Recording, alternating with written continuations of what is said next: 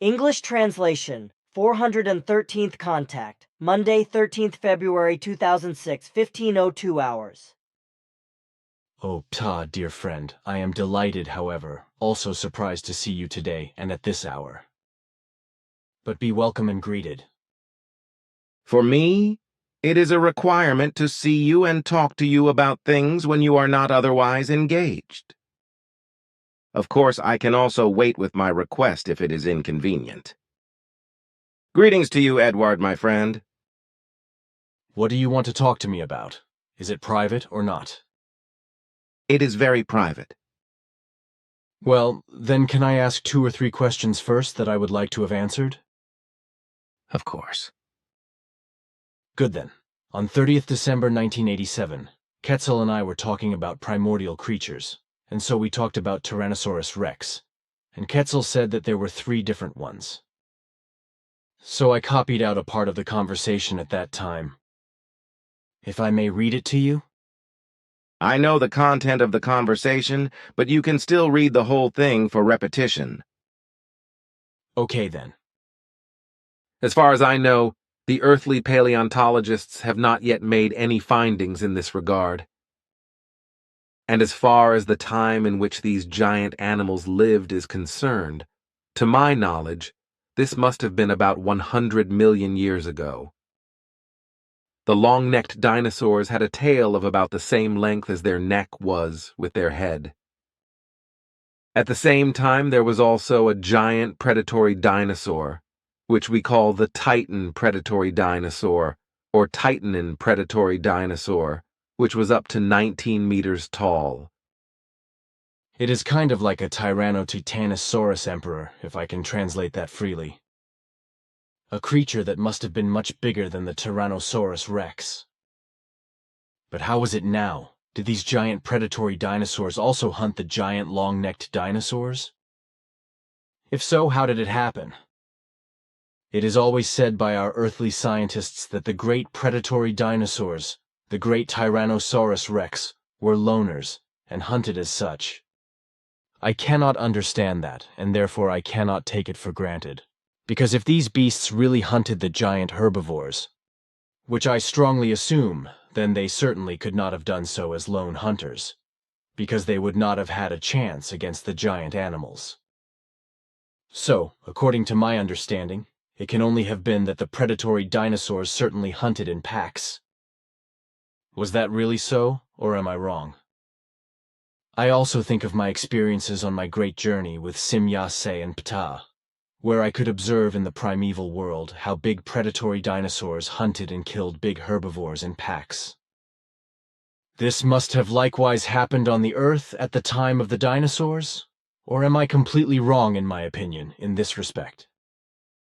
What you have seen on your great journey has happened likewise on the Earth in primeval times. There were also many different genera and species of predatory dinosaurs on the Earth. Both very small, medium, large, and such that must be called giants, titans, and giants, like the Tyrannosaurus rex and the Titanosaurus emperor, as you aptly call this predatory dinosaur. But between these 2 predatory dinosaurs, there was another giant predatory dinosaur on Earth, which we call the giant dinosaur, and which reached a size of up to 14 meters. And indeed, you are right in your assumption that all these gigantic and titanic dinosaurs were not solitary animals either, but rather pack animals, which also lived as a pack and hunted as such and killed their victims. So, one must be practically talking about at least 3 different giant predatory dinosaurs, the Tyrannosaurus rex, the Tyrannosaurus gigantus, and the Titanosaurus emperor, as I call them now. Maybe that is why the earthly scientists will come down on me and insult me as a layman, but I will just call them that for now. That is of correctness. And you can actually call the animals whatever you want according to your free will. That is what was spoken. On this subject, I have now found an article in the 20-minute paper of Friday, the 10th of February, which once again confirms Quetzal's statements. if you want to read it. This piques my interest. Thank you. Ptaah reads the article. It is really interesting what the paleontologists found out. But what they call Spinosaurus is what we call Titan predatory dinosaurs. And if you called him Titanosaurus Emperor at your own discretion, then that is somehow justified, because this creature, as you call it, was, so to speak, the emperor among this kind of dinosaurs. I thought so too, which is why I called the creature Emperor. But look here, I have a small article from the Tagesanzeiger of Friday, the 3rd of February 2006, which I received from Christian Freiner. It's about the pyramid construction in Egypt, which Ketzel and I also talked about in the 80s, as you can see here from this copy. Let me read it myself. The 3rd of February, 1988, Contact 222. I think this fear is probably justified. Then again, I have a question regarding the Egyptian pyramids, because I was asked about them too.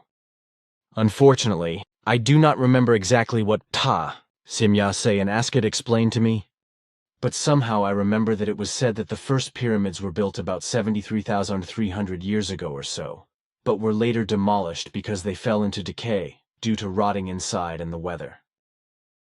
This applies especially to the pyramids of Giza, but also to many other pyramids around the world. Afterwards, everything was rebuilt, which is said to have happened about 10,800 or 11,000 years ago. At that time, about 300 years before the Great Flood, a certain King Salak was the person in power who ordered the dismantling and alteration of the Great Pyramid of Giza.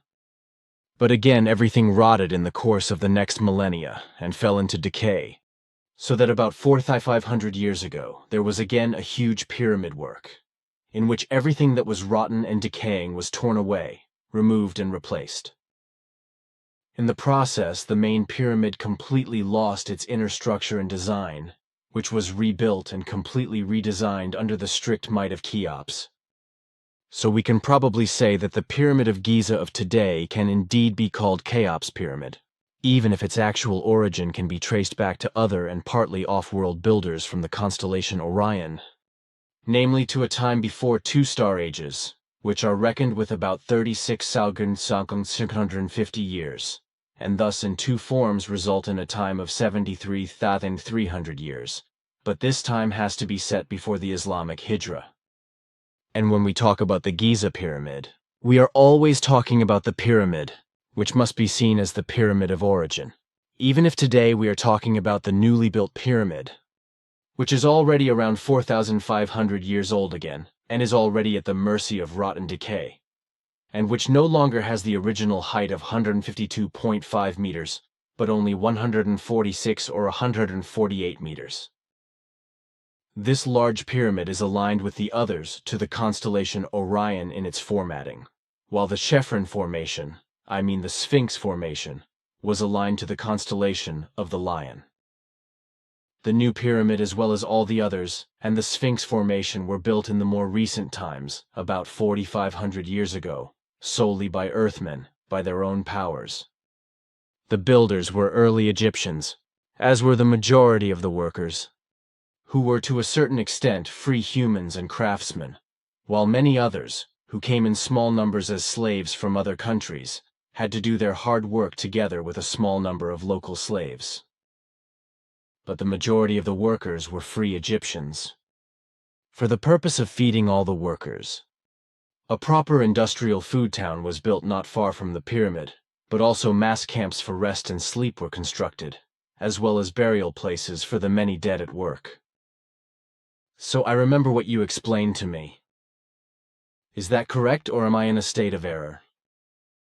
The 28th of February, 1987, Contact 215. Actually, you are right about that. But tell me, what about what you told me about the pyramid construction? That human powers or human muscular powers would have managed to build the pyramid. Years ago, I was told that telekinetic powers were involved, whereby the large blocks were moved through the air by thought or consciousness powers, which were and are also erroneously called spiritual powers. But now you have said something else. How does that rhyme? My recent explanation is as correct as the one you were given a few years ago. Both recently and earlier, you have only asked for a specific explanation, but not one that should be complete. But now I will explain to you that human muscle power, and that in total for most of the work, as well as telekinetic powers, were used in the construction of the pyramids.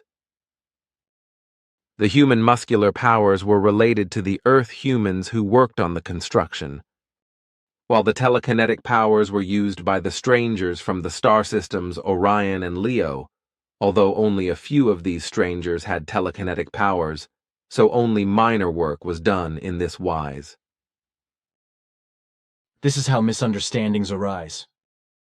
Yes, I know that. And the newspaper article about it? Here you are. Thank you. Ptaah reads the article. This is also interesting, but with time more things will surely be found in connection with the pyramid construction. However, the findings will only be from the more recent times when the pyramids were partially renewed. For the likewise large construction periods before, which took place about 12,000 and also about 70,000 years ago, no more evidence will be found. Maybe there will. Time will tell. But tell me, what about you? Does the man's world also have problems with the understanding of the woman's nature, as it is the case on the Earth? For my part, I have not yet noticed that you had any problems with understanding the female being. You consider them equally valued and equally assessed in every respect. And besides, you have proven to me many times that you know how to understand the female being very well through your empathy, which is why I do not understand your question. Excuse me, Ptaah, but you misunderstand me, for I am not talking about myself, although I must admit that certain things about women sometimes puzzle me, namely their behavior towards men to whom they are in bondage, and by whom they are beaten, maltreated, and abused without being able to free themselves. Otherwise, what you say is correct, because I consider the female sex to be absolutely equal and of equal value to the male sex. I have never had any problems with this since childhood, which you should know, because Svath, your father, surely told you that. Even if I sometimes make fun of women, as I do with men, I never mean that I consider the female sex less important. On the contrary, I always try to show them my full respect and reverence. So my question is not about my attitude and opinion towards women, but about the general attitude of men on the Earth towards the female sex. A misunderstanding on my part, my friend. Somehow I was not very attentive. No. With us, other forms are given between the female and male sex, because efforts are always made on both sides to bring about the necessary understanding and comprehension for each other. And consequently, the same problems of understanding and comprehension between the two sexes do not exist, as is the case with the Earth humans. That is what I wanted to know. But what about the joking around between the two sexes? Do you know it too, or is there a deadly serious attitude? Joking between the genders is also present with us. How nice. Then I can also tell you about the joke I recently created regarding the male misunderstanding of the female being among the Earth humans. If you want to hear it?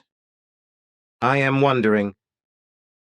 So, given that the men on Earth can finally understand the nature of women, it should be that when a female is born, an instruction manual should be provided at birth or with the afterbirth. Ah, what? Oh, so, ha ha ha, that, my friend, ha ha, that is good. I will keep that in mind. Others will have their fun when I tell them your funny idea. Ha ha ha, good, really good. An instruction manual for the female. Ha ha. Calm down again, my son.